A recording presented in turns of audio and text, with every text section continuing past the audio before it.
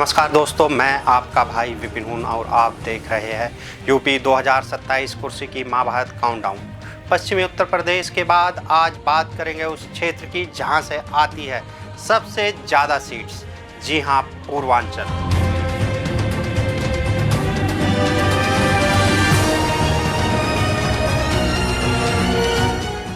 यानी यूपी की सियासत का सबसे बड़ी रणभूमि, जहां तय होती है मुख्यमंत्री की कुर्सी की तकदीर। पूर्वांचल उत्तर प्रदेश के पूर्वी हिस्से को कहते हैं।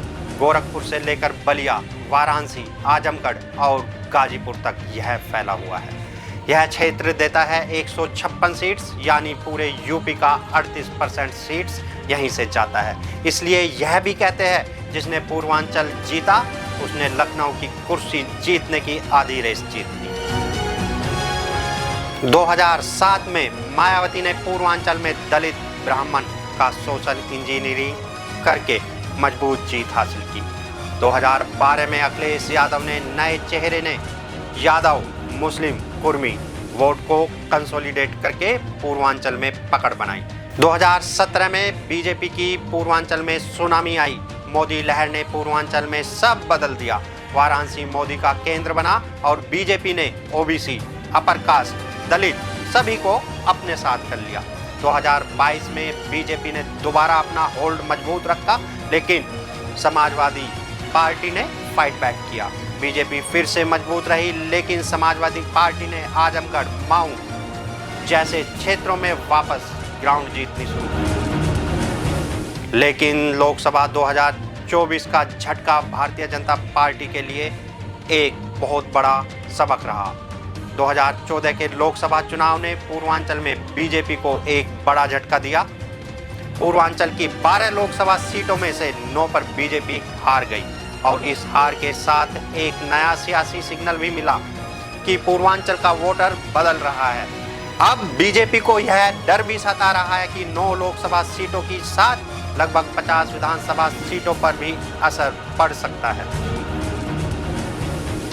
विश्लेषक कहते हैं अगर आज चुनाव होता तो पूर्वांचल में बीजेपी को 40-50 सीटों का टेंट लगता, जिसमें बनारस, चंदौसी, माऊ, आजमगढ़, गाजीपुर, जौनपुर, बलिया और मिर्जापुर जैसे क्षेत्र शामिल है।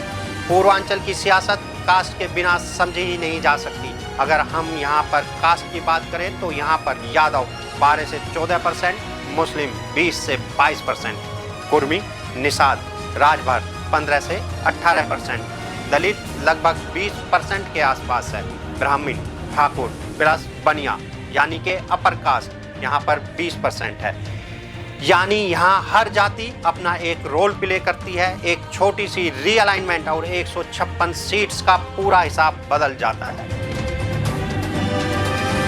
यदि बर्निंग इशूज की बात करें पूर्वांचल के तो योगी फैक्टर, गोरखपुर सीएम योगी का बेस अब भी मजबूत है, लेकिन ग्राउंड पर थोड़ी दिक्कतें दिख रही है। मोदी फैक्टर वाराणसी 2014 से बीजेपी का केंद्र, लेकिन 2024 में बनारस की कुछ असेंबली सीट्स पर वोटर मूड बदला। ओबीसी पॉलिटिक्स यहाँ पर अपना अहम रोल निभाती है। राजभर, निषाद, कुर्मी वोटर्स किस तरफ जाते हैं, वहीं बीजेपी वर्सेस समाजवादी पार्टी का बैलेंस तय करेंगे।